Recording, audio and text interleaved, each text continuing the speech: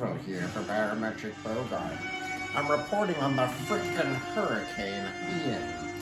It appears to be strengthening in the Gulf of Mexico to a Category 4, and will most likely make landfall in the city of Tampa as a number 2. Category 2, that is.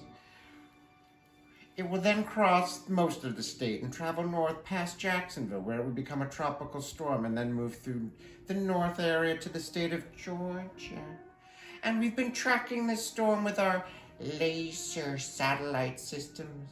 And due to the strength of this storm, we expect the damage to be approximately $1 million.